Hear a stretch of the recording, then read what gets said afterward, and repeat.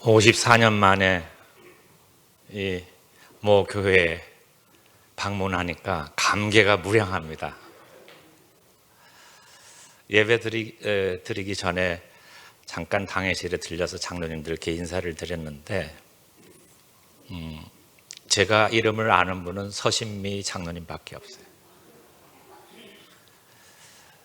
제가 그때 중등부에서는 임원이었어요. 제가 회장까지는 안 되고 지육부장이라고 등사기로 이렇게 한 장씩 롤라를 이렇게 해서 제가 이제 글씨를 예쁘게 쓴다 그래가지고 철필로 이렇게 써서 한 장씩 주보를 하는 지육부장을 했었는데 그때 모르시더라고요. 당연히 모르시죠. 그때도 제가 먼 발치에서 누나를 이렇게 보고 참 교회 섬기는 거 예쁘다 그렇게 생각하고 저희 이제 제 부친이 장순복 집사입니다. 그리고 어머니가 김순애 권사님이시고 저희 집이랑 친하게 왔다 갔다 하는, 제가 어릴 때니까 왔다 갔다 하는 장로님이 박재을 장로님, 김명신 권사님, 서신미 누나, 그 밖에는 제가 몰라요.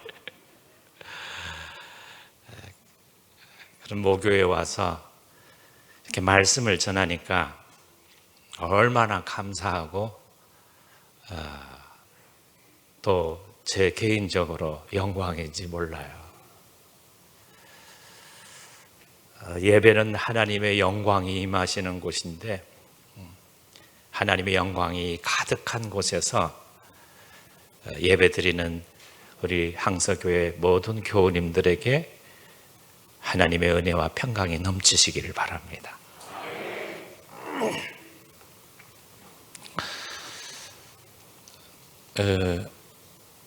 아마 제가 이런 질문을 하면 여러분 속으로만 대답하세요. 지금 한국 교회가 제대로 가고 있습니까? 한국 교회가 세상 사람들로 칭송을 받고 신뢰를 받고 인정을 받고 있습니까? 거기에 그렇다고 얘기를 하면 얼마나 좋겠습니까? 저도 그러기를 간절히 바라는데 실상은 그렇지 못합니다.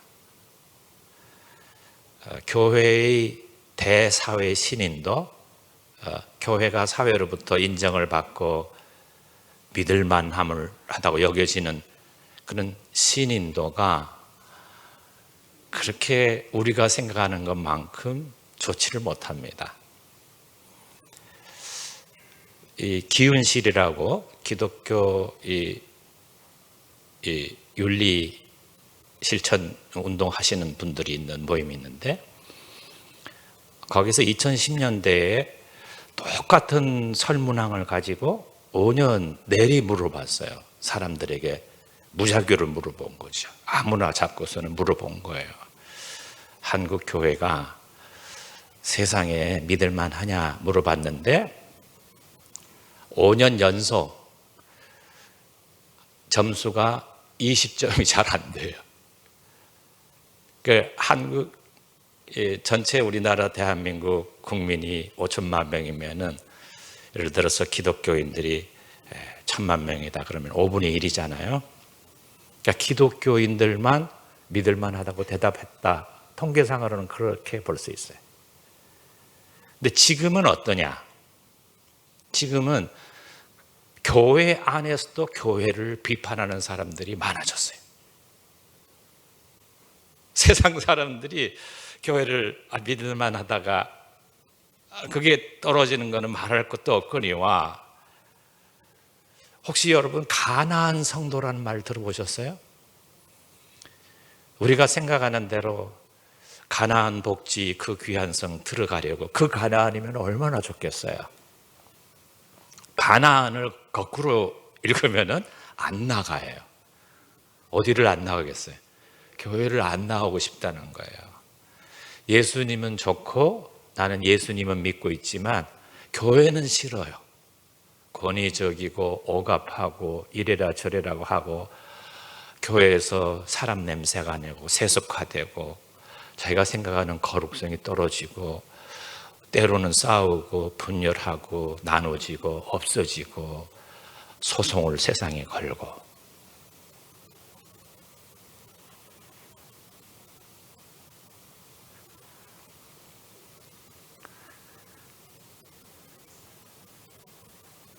예수님은 좋은데 교회는 싫다는 거예요. Not religious but spiritual. 그런 말이 생겼어요. NRNS. Not. 그러니까 종교적인 건 싫어요. 그러나 난 영적인 삶은 살고 싶어요. 정확한 통계는 아니지만 제가 이제 목회자 세미나를 몇 년 전에 하면서 그 가난한 성도들과 목회하시는 또 목사님이 계셔요. 안 나가는 분들, 그분들을 어떻게든지 인터넷으로 연결하고 이렇게 해가지고 그분이 한번 강의를 부탁을 했는데 한국 교회에 한 250만 명이 가난한 교회 성도들입니다. 예를 들어 1000만이다 개신교인이. 그러면은 250만 명이 안 나오는 거예요. 4분의 1이 안 나오는 거예요. 지금은 코로나로 인해 가지고 더 그 정도가 심화됐어요. 그리고 앞으로 이를 심화될 그 가속화될 그런 경향이 더 갈 수도 있어요. 그렇다면 제가 처음에 던졌던 질문에 그렇게 긍정적이지 않다고 하는 거, 그 이유를 어디 있을까 생각을 해봐야죠. 제가 이제 목회자 세미나를 16년째 진행을 했어요. 한국교회 지도자 센터라고 한지터에서 전체 섬기는 일들을 하고 우리 박종수 목사님이 대표로 있고 제가 부대표로서 섬기고 있는데 그걸 하면서 목사님들께 물어봤어요. 목사님, 요즘 뭐가 제일 힘들어요? 세상으로부터 교회에서 옛날처럼 70, 80년대처럼 교회가 막 부흥하는 때도 아니고 목사님들이 그냥 노심초사 안달해가면서 목회에 전념하고 때로는 소진이 되고 그럼에도 불구하고 뜻대로 안 되고 너무 속상한 거예요. 그래서 목사님들한테 물어보니까 지금 목사님 뭐가 제일 힘들어요? 그러니까 예배 회복이 제일 힘들대요.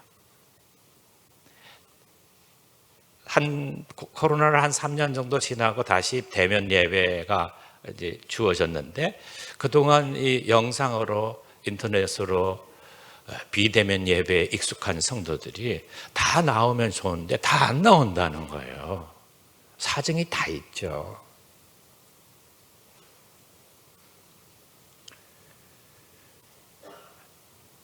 예배가 뭡니까? 예배라고 하는 것은 하늘나라, 천상에서는 이 지상에서뿐만 아니라 하늘나라에서도 계속되는 거, 우리 믿음, 소망, 사랑, 신앙의 3주덕이라 그러잖아요. 3가지 덕목. 그 중에 제일은 사랑이다. 왜 사랑이에요? 이 땅에서뿐만 아니라 하늘에서도 지속되는 게 사랑이거든요. 하늘에 올라가면 믿음이 더 이상 필요 없어요. 주님과 함께 있는데요. 소망도 더 필요 없어요. 소망이 다 이루어졌기 때문에요. 그러나 사랑은 영원한 거예요.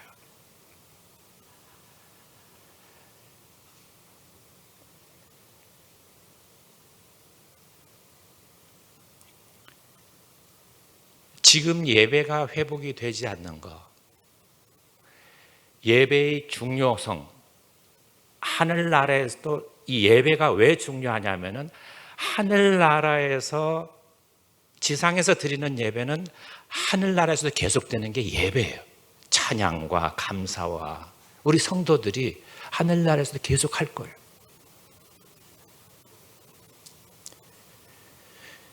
하늘 천상의 예배의 모형이 지금 우리가 드리는 이 예배예요.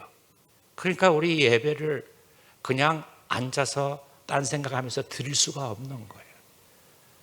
예배라고 하는 것은 성삼위 하나님이 임재하시는 거예요. 임재하신 성삼위 하나님, 하나님의 영광이 가득한 곳에서 하나님을 경배하는 행위가 예배예요. 예배에 대한 정의예요. 땅에서 하나님의 임재, 하나님의 영광을 경험하는 것이라고요. 그 예배는 하나님께 영광을 돌린다 그러잖아요.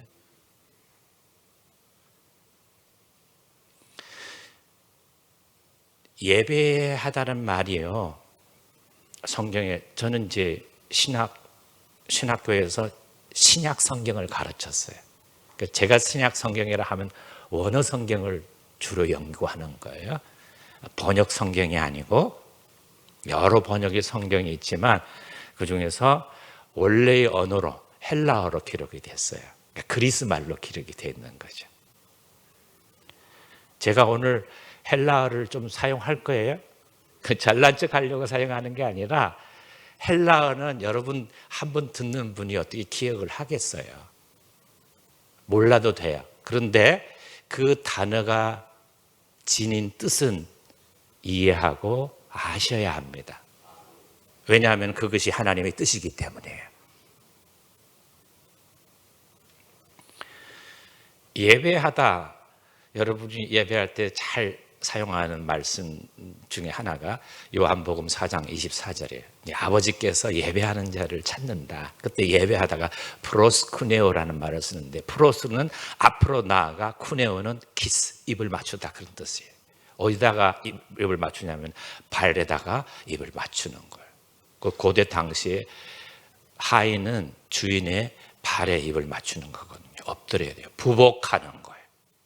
예배는, 원래 예배하다라는 말이 하나님 전에 나가서 하나님의 존전에 엎드려서 부복하여 입을 맞추다, 경배하다, 그런 뜻이에요.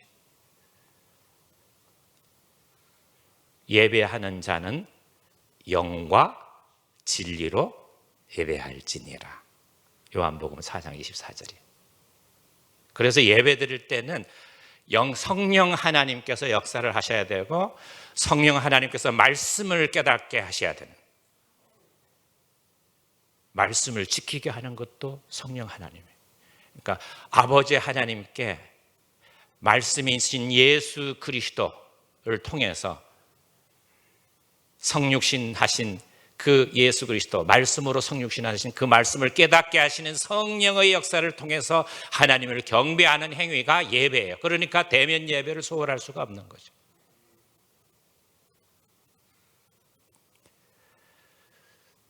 오늘 제가 읽은 말씀 가운데, 우리 목사님이 읽으신 이 말씀 가운데서도 이것이 너희가 드릴 영적 예배니라, 예배라는 말이 나와요.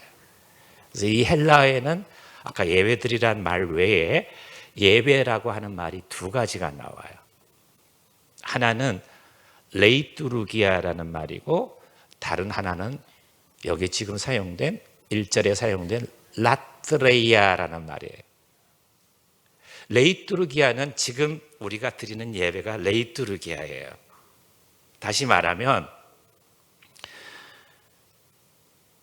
신학 공부를 제대로 하고 신학과 경건의 훈련을 쌓은, 어느 정도 신학교를 졸업하고 그래서 노예에서 임직을 하고 안수를 받고 목사로서 정식으로 임직한 사람이 인도하는, 그리고 정해진 시간에 정해진 장소에서 함께 모여서 예배하는, 이게 레이투르기아예요. 레이투르기아.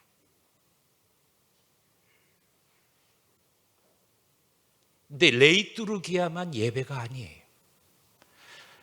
한국 교회가 사회로부터 지탄을 받은 이유, 또 교인들 가운데서도 교회를 안 나오는 이유, 정결성과 거룩성이 사라졌기 때문입니다.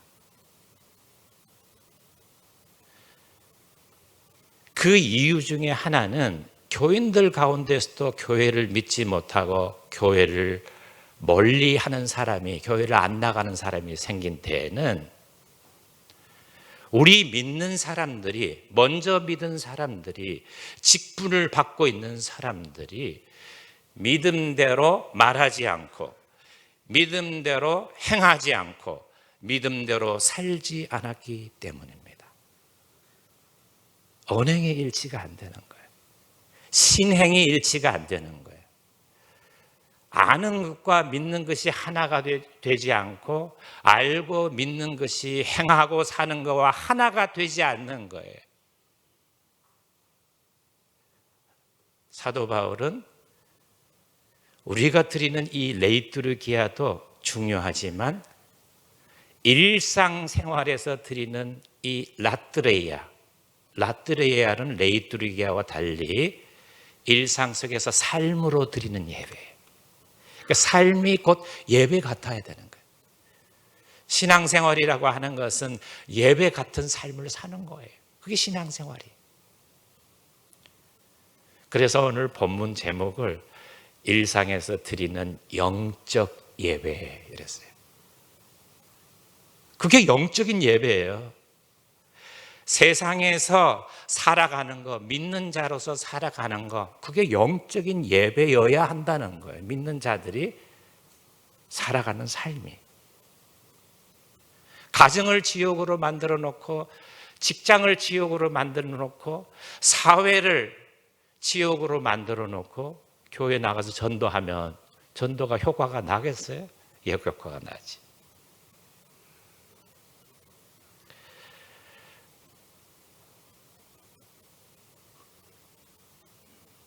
우리가 대면 예배로 모여서 함께 모여서 드리는 레이투르기아, 이것도 우리 경홀하게 여기지 말아야 되고, 경솔히 경시해서도 안 되고, 마찬가지로 우리의 삶을 예배를 드리는 이 영적인 예배 로기케 라트레이아도 소홀히 하지 말아야 돼요. 그래야 우리가 전하는 것도 힘이 있고 믿을만하고 신뢰를 하고 인정을 받고 하나님의 선교를 할 수가 있는 겁니다. 일상에서 드리는 예배에 대해서 오늘 로마서 1절, 2절 말씀을 하나씩 풀어서 말씀을 드릴까 해요. 이것이 여러분 남은 인생에서 마음판에 이 말씀을 잘 새겨서 이 말씀이 여러분의 심령에 잘 박힌 못이 되어서 정말로 믿음의 생활을 잘 하실 수 있기를 바랍니다. 1절은 이렇게 시작돼요. 그러므로는 인과적인 연결사예요. 접속사인데요. 1장에서 로마서 1장에서 11장까지 내용들을 그러므로 그리고 이렇게 살아라 하는 내용이에요. 그러니까 12장 1절 2절 말씀을 분기점으로 그 이전 before는 이신칭이에요. 어떻게 사람이 죄인인데 의롭다 여김을 받느냐 하는 교리예요. 그리고 이 12장 1절 2절 말씀 이후는 의롭다 여김을 받은 사람이 어떻게 의로운 삶을 살 수 있는가 하는 생활에 대한 문제. 앞에 거는 새 생명을 어떻게 얻느냐, 그리고 뒤에 부분은 새 생명을 얻은 사람이 어떻게 새로운 삶을 살 것인가. 신앙생활은 새로운 삶을 사는 거거든요. 그러려면 12장 1절 2절 말씀이 내 삶에 있어서 대헌장이 돼야 돼요. 내 삶에 있어서 헌법 1조 1항이 돼야 된다고요. 그러므로 이 내용을 조금 풀어서 얘기하면 이런 거예요. 인간은 죄인이야. 유대인도 죄인이고 이방인도 죄인이어서 다 죄인이라는 거예요. 이 죄인이 구원을 받는 것은 율법을 하나님께서 유대인들에게 주셨는데 율법의 행위가 온전하지 않기 때문에 율법으로는 죄를 깨달음이니라. 깨달을 뿐이지 죄를 해결할 수 있지는 않다. 그렇게 말씀하셨어요. 그것은 율법에 하나님의 의가 나타나지 않았다는 게 아니라 율법에도 하나님의 의가 나타났는데 율법으로는 죄를 깨달을 뿐이에요. 왜 그래요? 육체가 연약함으로. 율법에 흠결이 있어서 율법의 행위로 구원을 못 받는 게 아니라 하나님의 율법은 온전해요. 근데 율법을 지키는 사람이 문제가 있어요. 그래서 율법으로는 구원 못 받고 오직 예수 그리스도를 믿음으로 말미암아 구원을 받느니라. 그렇게 얘기하신 거예요. 이 예수 그리스도를 믿음을 받은 사람은 사망 권세로부터 자유하고 5장에 죄의 권세로부터 자유하고 6장입니다. 율법의 권세로부터 자유해요. 7장입니다. 성령 안에서 자유함을 누립니다. 8장입니다. 그리고 9장에서 11장에는 유대인들은 율법을 지키느라고 율법을 얼마나 율법의 열심으로는 그냥 모든 것을 다 하는 거예요. 그러나 율법의 의로는 구원받을 수 없다는 거죠. 유대인들도 믿으면 구원받는다는 거예요. 신앙의 핵심 가치를 어디에 두느냐에 따라서 참된 믿음이 될 수도 있고 거짓 믿음이 될 수 있어요. 거짓 믿음은 죽을 때까지 유아세를 받고 죽을 때까지 예수 믿어도 그냥 거짓 믿음에 빠져 있을 수가 있어요. 잘못 믿는 거죠. 신앙 의식이 잘못될 수 있어요. 신념과 신앙은 다른 것이에요. 신심이 있으면은 주님뿐 아니라 종교성이 있잖아요. 우리가 기도하고 싶죠. 기도는 우리만 하는 게 아니에요. 불교도 기도하고 힌두교도 기도하고 라마교도 기도하고. 여러분 라마교에서는 오체투지 하잖아요. 6개월 동안 그냥 계속 삼보하고 땅에 다 엎드려서 기도하고 그 순례를 6개월 동안 한다고요. 기도는 어느 종교나 다 있어요. 예배도 마찬가지예요. 인간의 종교성, 인간의 신심으로 구원받는 게 아니에요. 그걸 얘기해 준 거예요. 사도 바울이. 신심이나 신념은 자기가 갖는 거예요. 내가 믿는 거예요. 나로부터 비롯되는 거예요. 내 신앙 의지로 형성이 되는 거예요. 그러니까 믿을 수도 있고 안 믿을 수도 있고 그 주권 결정은 내가 하는 거예요. 내 의지가 하는 거예요. 그런 생각으로 교회 생활을 오래 하면 그건 종교 생활이지 신앙 생활이 아니에요. 열심은 있어요. 열심히 해야 교회에서 직분을 받고 하니까요.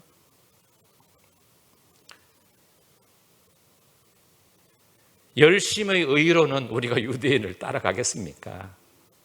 근데 그런 사람도 구원을 열심히 율법의 의로는 구원받을 수 없다고 바울은 얘기하거든요. 신앙은 그런 게 아니에요. 신앙은 자기로부터 자가 생산이 되는 게 아니에요. 자기가 만들어지는 게 아니에요. 내 신앙 의지로 하는 게 아니라 내가 믿습니다라고 하는 것은 신념으로 신심으로 하는 게 아니고 하나님의 선물을 믿음의 선물을 받습니다 이런 뜻이에요. 로마서 10장 17절에 하면 믿음은 어디에서 난다 그랬죠? 들음에서 나며 들음은 또 어디에서 나와요? 그리스도의 말씀으로 말미암느니라. 믿음은 출처가 내 의지가 아니고 주님의 말씀을 받아들이는 데서 나오는 거예요. 듣는 데서 나오는 거예요. 그래서 믿음은 선물이에요.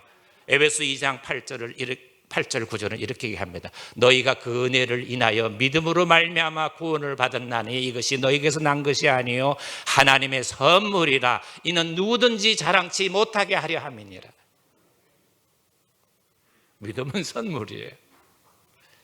우리가 아멘 내가 믿습니다라고 하는 것은 하나님이 말씀으로 주신 선물을 받겠습니다, 이런 뜻이에요. 그러므로 그 말 뜻이에요. 그러므로 어떻게 해야 돼요? 내가 형제들아, 내가 하나님의 모든 자비하심으로 너희를 구원하노니. 권면의 근거가 하나님의 자비예요. 인간의 의지나 인간의 노력이나 인간의 경험이 아니에요. 이 권하다는 말을 헬라어 원어는 뭐라면 파라칼로라는 말을 쓰는데, 지금도 그리스에 가면 이 말을 씁니다. 지금도 그리스도 여행을 가면 여러분 불편하지 않으면 이 두 가지 말만 하면 돼요. 하나는 에파리스토, 땡큐, 감사합니다, 이런 말이고, 다른 하나는 파라칼로예요. please, 뭐 좀 해달라 그러면 파라칼로 이렇게 얘기하면 돼요. 그러면 뭐 어디 입장을 하고 싶은데 티켓을 사고 싶다, 에나 파라칼로. 에나가 완이에요, 완. 그러니까 하나 주세요, 이런 말이에요. 시장을 보는데 이게 먹고 싶어요, 하나 주세요. 에나 파라칼로. 파라칼로라는 말은 please. 믿음으로 의롭다함을 입은 사람에게 사도 바울은 이렇게 권면하며 제발 이렇게 좀 해주세요, 간청해요. 내가 주님의 자비하심으로 간청해, 주님의 은혜를 빌어서 간청해, 주님의 사랑으로 간청하니 제발 형제들이여 이 말씀을 받아주십시오, 그런 뜻이에요. 지시나 명령이 아니에요. 지시나 명령은 억압이에요. 그건 종교예요. 기독교는 종교 이상이에요. 권면의 내용은 너희 몸을 하나님께 드리라는 거예요. 몸은 자신을 말합니다. 너희 자신을 하나님께 드리라. 너희 몸을, 너희 자신을 하나님이 기뻐하시는 거룩한 산 제물로 드리라. 드리라고 하는 말을 원어로는 파라스테나이, 스테사이 이런 말을 써요. 파라라는 것은 옆에, beside, 곁에 이런 말이고요. 스타나이라는 말은 그 말에서 stand라는 말이 나왔어요. 서다. 그러니까 드리다라고 하는 말은 하나님 옆에 자신을 두는 거예요. 서게 하는 거예요. 그게 드리다예요.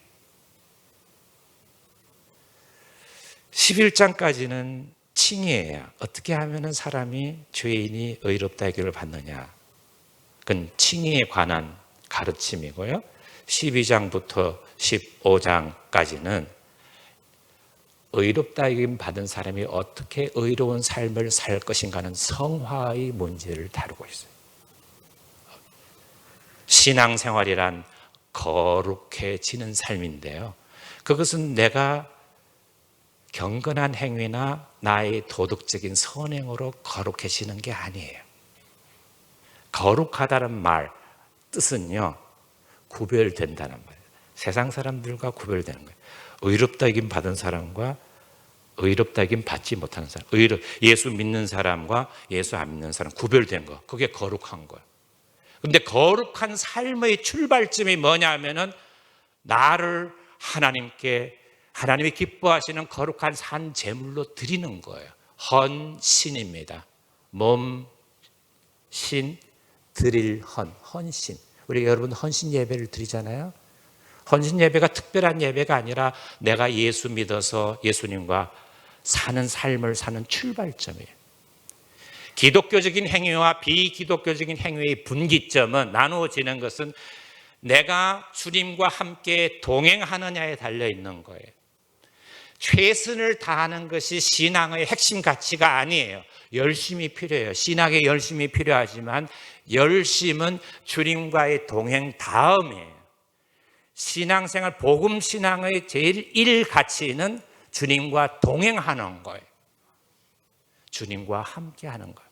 주님과 함께하는 시작점은 자신을 하나님께 드리는 거예요. 여러분 봉헌하잖아요. 예배 시간에 하나님께 봉헌하는데, 봉헌은 예물을 드리고 헌물을 드리는 행위예요. 그런데 그 뜻은 뭐냐면 나를 드리는 거예요. 내 자신을 이 예물로 표했어요. 주님, 이 헌금으로 표했어요. 주님 받아주세요. 나 자신을 받아주세요. 그 말은 내가 매일의 일상에서 주님과 동행하는 삶을 상기하는 거예요. 헌금을 드리면서 주님 감사해요. 오늘도 주님과 함께 살게 해주셔서 감사해요. 아침에도 말씀으로 나와 함께 하시고 무슨 결정을 할 때도 말씀이 생각나게 하시고 성령께서 말씀을 기억나게 하셔서 내가 결정하게 해서 너무나 감사해요. 오늘도 주님 앞에 예배를 드리러 나왔어요. 온 몸과 마음과 정성과 뜻을 모아서 이 목숨 다 바쳐서 주님 예배합니다. 주님 영광을 돌려드립니다. 주님 영광이 가득한 곳에서 주님 함께 찬송하고 나뿐만 아니라 모든 성도들이 함께 같은 시간에 모여서 이렇게 귀하게 찬양합니다. 주님 받아주세요. 그게 예배예요. 그런데 그 예배가 일상생활에도 드려져야 되는 거예요. 그게 이는 너희가 드릴 영적 예배니라. 주님과 동행하는 삶이 성화의 출발점이, 신앙생활의 출발점이, 주님과 함께하는 삶이 복음적인 믿음의 삶의 출발점. 내 행위가 기독교적인 행위인가 비기독교적인 행위인가 하는 것은 교회 안에서 하는 종교적인 행위로 결정되는 게 아니에요. 기도하고 금식하고 예배하고 이걸로 결정되는 게 아니에요. 그런 것들은 타 종교에도 많아요. 비기독교적일 수 있어요. 신심으로도 할 수 있어요. 자기의 경건성으로 할 수 있어요. 자기 신앙 의지로도 할 수 있어요. 자기 신앙 경험으로도 할 수 있어요.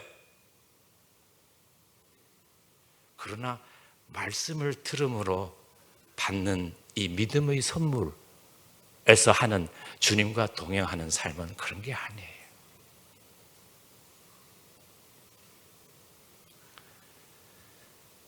내가 어떤 봉사를 하느냐 그 중요한 거 아니에요. 성가대 봉사를 하느냐, 주방을 봉사하느냐, 교사를 하느냐 그게 중요한 게 아니에요. 어떤 신앙 행위를 하더라도 주님과 함께하면 그것이 기독교적인 행위이고 주님과 함께하지 않으면 교회를 건축했다고 해도 비기독교적인 행위. 예배를 드렸다고 해도 비기독교적인 행위가 될 수 있어요. 주님과 함께하지 않으면요.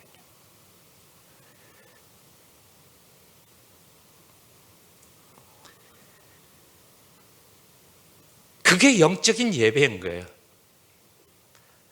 영적 예배라는 걸 원어를 보면 로기케라는 말인데요. 합당한 이런 뜻도 있어요. 로기케. 로고에서 나온 로고스. 로고스라는 게 이 지성 이런 말이잖아요. 말씀 이런 거. 그게 말씀에 합당한 예배라는 거예요.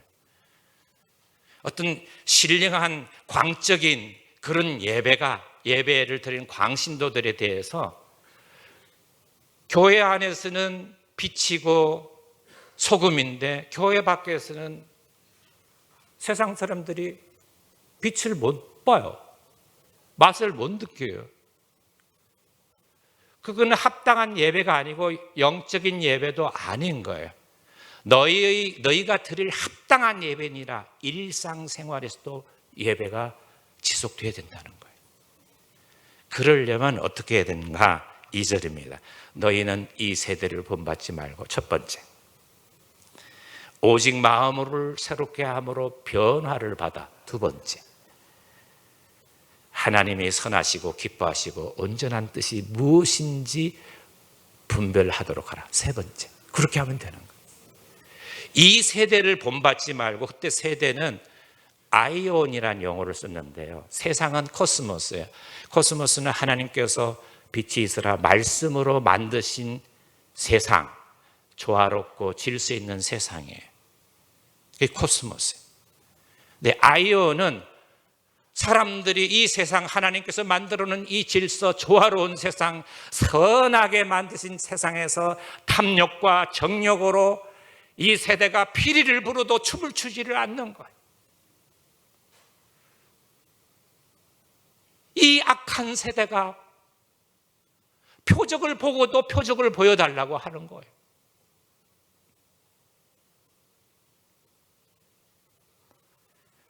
여러분, 예수 그리스도의 십자가 표적 외에 더 표적이 필요하십니까? 예수 그리스도의 십자가 표적은 요나가 물고기 뱃속에서 3일 동안 갇혔던, 3일 동안 장사되었던 거하고 똑같은 거 아니에요. 그 표적 외에, 요나의 표적 외에 또 보여줄 표적이 필요하시나요?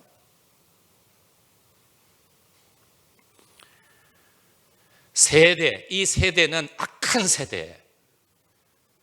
사탄은 우리 인간의 탐욕과 정욕을 이용하는 영적인 악의 세력이, 거기에 놀아나면 안 되는 거예요. 내 자신을 거기에 내줄 수 없잖아요. 본받지 말고, 이 세대를 본받다 할 때 이 본은요, 스케마입니다. 시스케마티조이라는 말인데, 그 스케마에, 이 세상의 도식에, 풍습에, 패션에, 유행에 따라가지 말고, 그런 말이에요. 그게 첫 번째, 주님과 동행하려면 이 세상에 따라가면 안 돼요. 세상에 편승하면 안 되는 거예요. 세상의 위력에, 세상이 가지고 있는 돈과 권력의 위력에 끌려가면 안 되는 거죠. 두 번째는 마음의 변화를 받아. 이 마음은 누스라고 하는 건데요, 이해하고 또 판단하고 결정하는 인간 자신을 뜻해요. 그러니까 이 누스가, 이 마음이 변화를 받아. 이때 변화는 스케마하고 달리 모르페라는 말을 쓰는데, 메타모르푸스테, 메타는 바꾸는 거고요, 모르페는 속사람이 변화를 받아야 되는 거예요. 유행이 아니라, 스케마가 아니라 속사람이 바뀌어져야 되는 거예요. 그래야 주님과 동행할 수 있어요. 세 번째, 하나님의 뜻을 분별하도록 하는 거예요. 뜻이라는 말이 텔레마라는 말인데, 그건 텔로라고 하는 동사에서 나왔어요. 원하다라는 말인데요, 뜻은 원어적으로 뜻이 뭐냐? 원하는 것, 이런 말이에요. 하나님이 뜻하면 하나님께서 원하시는 것, 그런 뜻입니다. 하나님께서 원하시는, 하나님이 선하시고 기뻐하시고 온전하신 뜻이 무엇인지 분별해야 하는 것이죠. 다시 말하면 내 삶의 기준이 내가 아니에요. 내 지식이 아니에요. 내 경험도 아니고요. 내 삶의 기준은 하나님의 뜻이 기준이 되고, 뜻을 담은 말씀이 기준이 되고, 말씀을 깨닫게 하시고 이해하시고 실천하게 권능을 주시는 성령님이 기준이 돼야 되는 거죠. 목회를 해도 내 목회를 하는 게 아니라 하나님의 목회를 해야 되고, 신앙생활을 해도 내 신앙생활이 아니라 하나님께서 원하시는 신앙생활을 해야 되고, 교회가 되어도 내 교회가 아니라 주님의 교회가 되어야 되는 것이죠. 그럴 때 우리의 삶이 달라지고 우리를 보는 세상의 눈도 달라질 거예요. 여러분, 이제 말씀을 들으셨는데요, 신앙생활은 혼자 하는 게 아니에요. 신앙생활 좋은 게 신앙 이기주의에 빠지면 안 되는 거죠. 다른 사람 어떠도 나만은, 그런 생각을 버려야 합니다. 우리는 형제 자매들입니다. 주님과 함께 사는 게 중요해요. 다른 사람과 함께 사는 게 중요하고, 교회가 집단 이기주의에 빠지면 안 되는 거예요. 우리 교회만 생각하면 안 돼요. 그래서 네트워킹이 중요해요. 우리 개인 한 사람은 점과 같은 존재예요. 근데 점은 아무리 커봐야 자기가 열심히 기도하고 헌금 생활 잘하고 선행을 많이 하고 좋은 일을 많이 해도 점에 불과해요. 큰 점에 불과해요. 건물이 되려면요, 점과 점이 만나야 선이 되는 거예요. 그리고 선과 선이 연결이 돼야 면이 되고요. 이 면과 면이 만나야 방이 되는 거예요. 공간이 되고, 공간과 공간이 만나야 집이 되는 거예요. 하나님의 집이 되는 거예요. 그래서 내 혼자만 가지고는 안 되는 거예요. 여러분, 나 혼자 살았을 때 그렇게 힘이 있습니까? 한계가 있어요. 가능성에 한계가 있어요. 혼자 사는 거는. 혼자 살 때보다 둘이 사는 게 낫고요. 삼겹줄은 쉽게 끊어지지 않는 거예요. 이 세상에서 가장 위대하고 강하신 주님과 함께 사는 것, 그것이 나 혼자 사는 것보다도 훨씬 힘있고 행복한 삶을 살 수 있는 거예요. 주님과 함께하면 내게 강같은 평화가 흘러요. 내게 샘솟는 기쁨이 넘쳐요. 내게 바다 같은 사랑이 넘치는 거예요.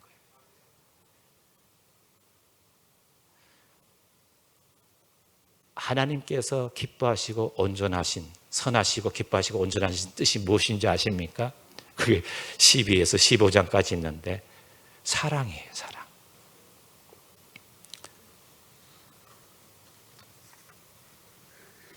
이 2장 14절에 보면 너희를 박해하는 자를 축복하라. 축복하고 저주하지 말라. 즐거워하는 자들과 함께 즐거워하고 우는 자들과 함께 울라. 아무에게도 악을 갚지 말고 모든 사람 앞에서 선한 일을 도모하라. 원수 갚는 것이 내게 있으니 내가 갚으리라. 원수가 줄이거든 먹이고 목마르거든 마시게 하라. 악에게 지지 말고 선으로 악을 갚아라.